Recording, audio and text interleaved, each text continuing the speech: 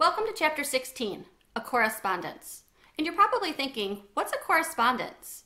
A correspondence is a way for you to communicate with somebody. So it could be an email, it could be a text, it could be a letter that you've written and sent to somebody. So it's any way for you to communicate with somebody. So we're going to read in this chapter who's sending a correspondence and who's the receiver of the correspondence.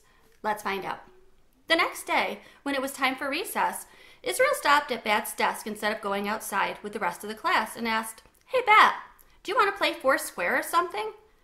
"No," said Bat. He was still sitting at his desk.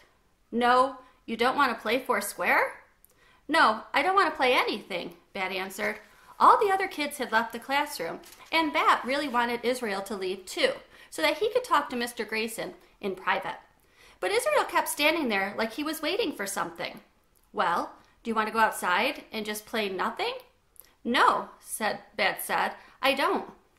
Israel stood next to the desk for a moment longer, sort of smiling, like he was waiting for Bat to say something more.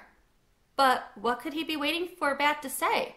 In his head, Bat ran through the list of things that he was supposed to remember to say. "Excuse me," "I'm sorry," "Please," "May I?" "Thank you." "Thank you," Bat said. "Okay," said Israel, and he shrugged, and then he finally left. After Israel was gone, Bat went up to Mr. Grayson's desk. Mr. Grayson had a stack of their current events assignments in front of him, and he was making comments on each one in a green felt tip pen. "Mr. Grayson," Bat said, "I need your help." Mr. Grayson put the cap on his pen and set it down. "I'm all ears," he said. That was a funny expression, and for a second, Bat pictured Mr. Grayson made entirely of ears, with ears for eyes and an ear for a nose, and two tiny rows of little ears for teeth. "Well," said Bat, "let me tell you about Thor."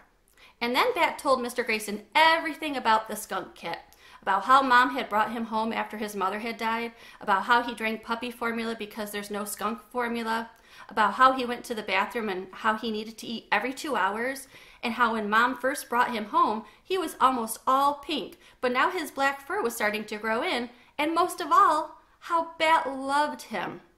"He sounds pretty great," Mr. Grayson said. "Yes," said Bat, "he is more than pretty great. He is all the way great." "So how can I help you, Bat?" "There's a world skunk expert named Dr. Jerry Dragoo, and I want to ask his advice about something. It's important." "Okay," said Mr. Grayson. He pushed the stack of papers to one side and pulled his laptop from his satchel. He opened it and logged on. That was one of the great things about Mr. Grayson. If you said you needed help, he just helped without a lot of annoying questions. "There's only one Dr. Jerry Dragoo," said Mr. Grayson. "He's a professor at a university. We can write him an email if you want. That's his email address right there." Could it really be this easy?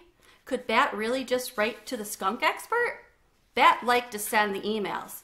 He sent emails every month to his grandmother who lived in Idaho because he hated talking on the phone. Emails gave you time to think.